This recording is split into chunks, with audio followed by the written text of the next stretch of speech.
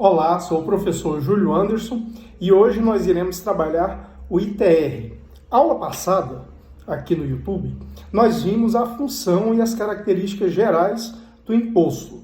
Hoje nós veremos aspectos materiais, como o fato gerador, a base de cálculo, sujeito passivo, a alíquota e o lançamento fiscal. Tudo bem, vamos começar então com o fato gerador. Qual é o fato gerador do imposto sobre a propriedade territorial rural? Gente, é muito simples. Segundo o Código Tributário Nacional, o fato gerador é a propriedade, o domínio útil ou a posse do imóvel situado fora da zona urbana do município. Então, olha só, o fato gerador, de acordo com o Código Tributário Nacional, é a propriedade, o domínio útil ou a posse do imóvel situado fora da zona urbana do município. Segundo Rubens Gomes de Souza, que foi o autor, o presidente da comissão lá que criou o Código Tributário Nacional, para ele, o fato gerador é toda ocupação efetiva do imóvel rural. Mas, de acordo com o nosso Código Tributário, o fato gerador será, olha bem, será a propriedade, o domínio útil ou a posse do imóvel situado fora da zona urbana do município. E eu tenho que considerar, nesse fato gerador, dois aspectos. Eu vou ter o aspecto físico ou espacial, que é muito simples, que é a ocupação da faixa territorial rural, e eu tenho que observar também o aspecto temporal do fato gerador do ITR. O aspecto temporal, meus amigos, é o momento da ocorrência do fato gerador, porque o ITR é um tributo anual, ele vai incidir uma vez no ano, e o proprietário tem a propriedade o ano inteiro, e às vezes pode ocorrer a transferência da propriedade para não sei quantas pessoas durante o ano, e aí quem vai pagar o ITR? Por isso é que a lei vai definir o momento da ocorrência do fato gerador como o dia 1º de janeiro de cada ano. Então, o momento da ocorrência do fato gerador do ITR será o dia 1º de janeiro de cada ano. Muito bom. Então, observados os dois aspectos, o aspecto físico e o aspecto temporal, vejamos então os desdobramentos aqui do fato gerador do ITR. Olha só, o que eu disse? Que o fato gerador é a propriedade, o domínio útil ou a posse do imóvel situado fora da zona urbana do município. Agora nós vamos ter um problema, tá? O que é zona urbana e o que é zona rural? Então, olha só, a lei municipal, vejam vocês, a lei de competência do município, que é aquela elaborada pelos vereadores e pelo prefeito, veja bem, a lei municipal é que vai ter competência para definir o que é a zona urbana do município. Então, olha só, primeira característica aqui, primeiro detalhe, para ser rural, nós vamos analisar o imóvel rural por exclusão. Aquele que não for urbano será, por exclusão, imóvel rural. E aí nós vamos ter aqui as consequências. Ou o imóvel paga IPTU, ou o imóvel paga ITR. Se ele for considerado urbano, ele vai estar sujeito ao IPTU, imposto de competência do município. Se o imóvel não for considerado urbano, ele estará sujeito ao ITR de competência da União. Então, muito bem, olha só. O que a gente viu em primeiro lugar? Para o imóvel ser urbano, primeiro, olha só, primeiro, para o imóvel ser urbano, ele tem que estar dentro do perímetro definido como urbano ou área de expansão urbana definida pela lei municipal. Então, vai ser a lei municipal que vai definir qual que é a área urbana do município. Então, o imóvel, primeiramente, para ser urbano, está sujeito ao IPTU, ele tem que estar dentro dessa área, desse perímetro definido pela lei municipal como urbano ou também como área de expansão urbana. Se o imóvel estiver lá dentro, primeiro passo para que ele seja um imóvel urbano e está sujeito ao IPTU. Mas vejam vocês, não basta apenas o imóvel estar dentro do perímetro urbano para ele ser urbano. Veja bem, isso aqui exclusivamente para fins de IPTU e ITR. Nós não estamos falando aqui lá no campo do direito agrário, não estamos trabalhando aqui com o direito urbanístico, a gente só está trabalhando aqui do ponto de vista para fins exclusivos de IPTU e de ITR. Então, olha só, primeiro, o imóvel ele tem que estar dentro da área urbana para ser sujeito ao IPTU. E não basta apenas ele estar lá dentro. É necessário também que esse imóvel, vejam vocês, é necessário também que esse imóvel atenda também requisitos do artigo 32 do Código Tributário Nacional, que vai dizer o seguinte: o imóvel, para ser urbano, ele tem que estar dentro do perímetro urbano e ainda tem que ser atendido por pelo menos 2 dos benefícios mantidos ou feitos pelo poder público. Aí o artigo 32 vai citar, vai enumerar os benefícios aqui, ó, que o poder público pode fazer ou manter. Então, olha só, o imóvel, para ser urbano, ele tem que estar dentro do perímetro urbano e ter pelo menos 2 desses requisitos. Que requisitos são esses do artigo 32? Olha só, calçamento da via, né? Então, olha só, primeiro, calçamento da via pública com meio-fio para escoamento das águas pluviais. Segundo, rede de abastecimento de água. Terceiro, rede de esgoto sanitário. Quarto, iluminação pública, com ou sem posteamento para entrega domiciliar. Último, escola primária ou posto de saúde a uma distância de, no máximo, 3 quilômetros do imóvel em consideração.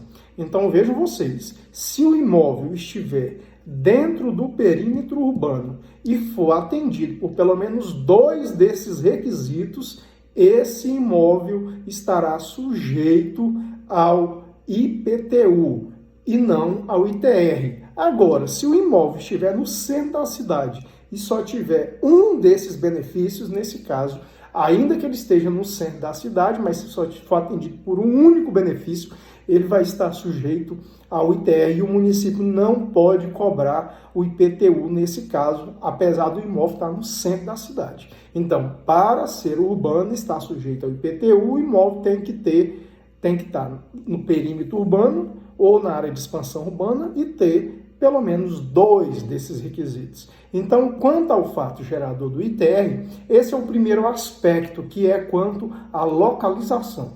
Agora, nós vamos também ter um outro aspecto do fato gerador para o imóvel ser considerado como sujeito ao ITR ou ao IPTU, que é quanto à destinação.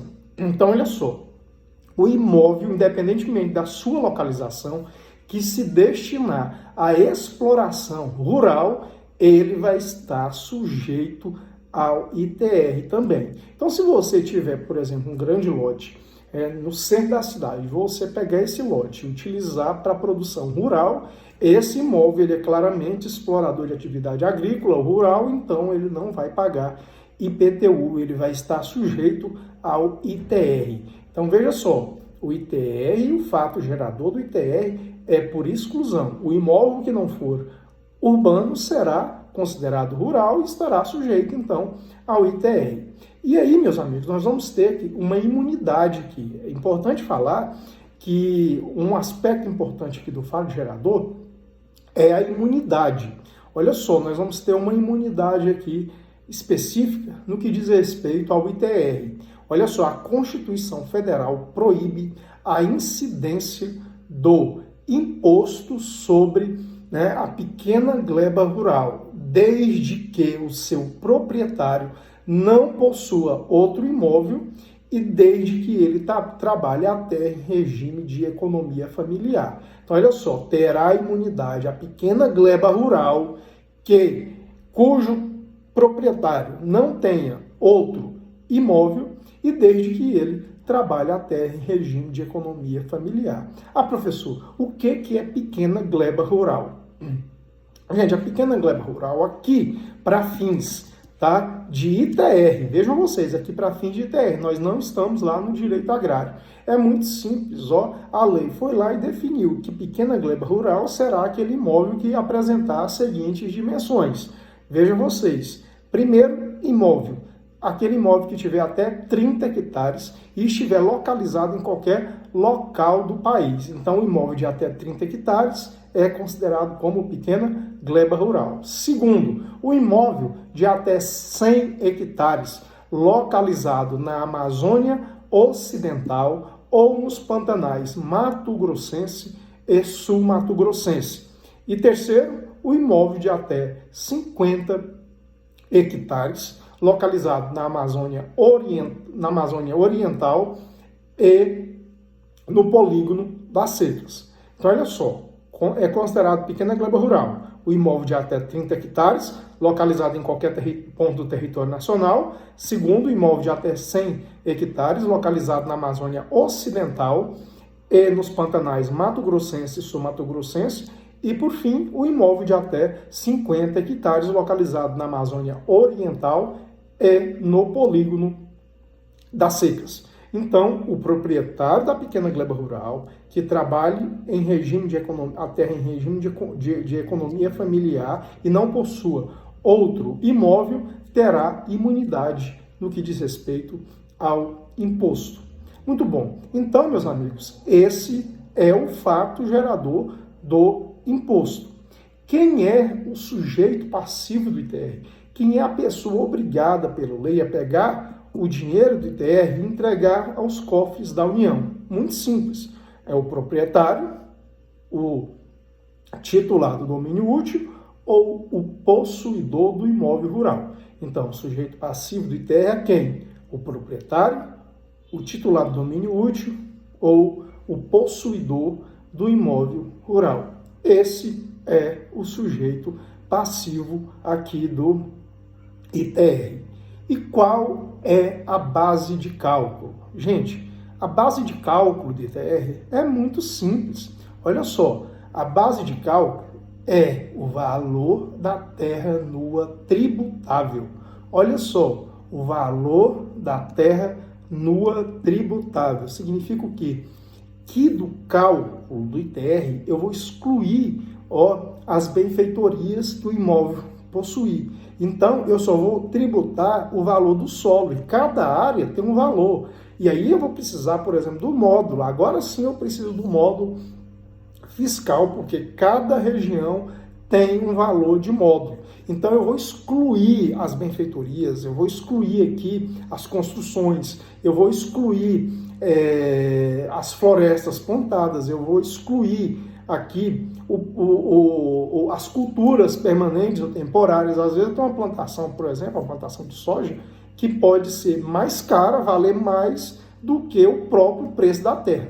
Então, a base de cálculo, o valor sobre o qual, a referência sobre a qual eu vou aplicar a alíquota, é o valor da terra nua tributável, excluídas aqui as benfeitorias, as construções, as culturas permanentes ou temporárias, as florestas plantadas, etc. Então, o valor da terra nua tributável será a base de cálculo. Agora, gente, as alíquotas. As alíquotas do ITR são progressivas. Olha só, nós temos uma tabela, tá, definida por lei. Então, olha só, vejam vocês aqui, nós temos uma tabela definida por lei. Eu vou consultar aqui o meu livro, Manual de Direito Tributário, para falar para vocês qual que é a lei. Nós vamos ter a Lei 9.393 de 1996, que vai definir a tabela do ITR. Depois vocês procurem aí na internet, vocês vão ver aqui essa tabela, tá? A tabela que é uma tabela progressiva. Vejam vocês que as alíquotas do ITR, elas incidem observando a área total do imóvel, observando ainda o grau de utilização do imóvel e o valor da terra. Então, olha só, Quanto mais produtiva for a terra, menor será a alíquota. Lembra quando eu falei da função extrafiscal do ITR? Pois é, a função extrafiscal deles se dá exatamente pela progressividade das alíquotas. Então, nós temos aqui a Lei 9.393 de 1996, que criou essa tabela. Por exemplo, se eu tiver um imóvel de até 50 hectares, com um grau de utilização acima de 80%, então esse imóvel vai pagar, meus amigos, 0,03% de tributo. Às vezes vai ser R$10 por ano. Agora, se o imóvel tiver, olha bem, acima de 5.000 hectares, acima de 5.000 hectares, e o grau de utilização desse imóvel for inferior a 30%, nesse caso específico, vejam vocês que a alíquota chega a 20%.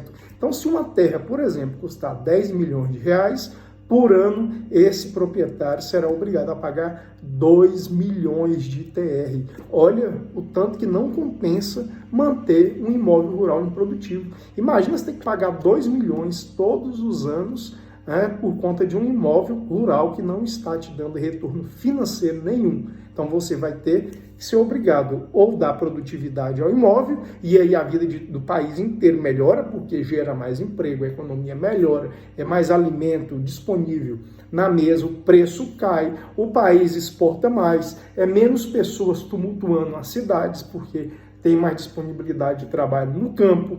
Então a vida de todo mundo melhora. Tá? Então é por isso que as alíquotas são progressivas. Lembrando vocês, como que eu calculo o ITR? Eu vou aplicar a alíquota sobre o valor da terra nua tributável, observando a área total do imóvel e o grau de utilização. Então, observei esses fatores, eu encontro então o ITR. E por fim, meus amigos, qual é o lançamento fiscal do ITR? É muito simples, o lançamento é por homologação, tá? O próprio contribuinte é quem vai calcular o ITR, é ele que vai informar o que ele está produzindo ou não está produzindo, e com base nas informações fornecidas pelo próprio contribuinte, é ele próprio que calcula e encontra o valor do ITR. Um dos motivos pelos quais o ITR é tão sonegado no país, favorecendo aqui a concentração de terra, uma vez que é o próprio proprietário que faz o cálculo do tributo, caberia à Receita Federal vir posteriormente e fiscalizar esse ITR, para saber se o proprietário entregou corretamente ou não a declaração aqui do ITR e o cálculo do ITR. Se o ITR estiver ok, a Receita Federal fica parada, passa o prazo de 5 anos e aí ocorre a decadência e, consequentemente, a homologação tácita aqui do pagamento do imposto. Caso haja informação equivocada com relação à declaração e ao cálculo do imposto, o que a Receita Federal faz? Ela vai lá, autua o contribuinte, aplica penalidade e cobra o tributo correspondente. Então é por isso que a gente viu na aula passada que hoje o município, caso ele queira, ele pode fazer o quê? Ele pode optar por fiscalizar e cobrar o ITR. Caso ele faça essa opção, ele fica com a integralidade do produto do ITR, não vai nem um centavo para a União. Isso porque para facilitar a fiscalização do ITR e o combate ao latifúndio improdutivo. Então, meus amigos, essas são as informações técnicas aqui específicas do Imposto sobre a Propriedade Territorial Rural. Um grande abraço para vocês e qualquer comentário vocês podem fazer aqui mesmo no YouTube. Grande abraço e até a próxima aula.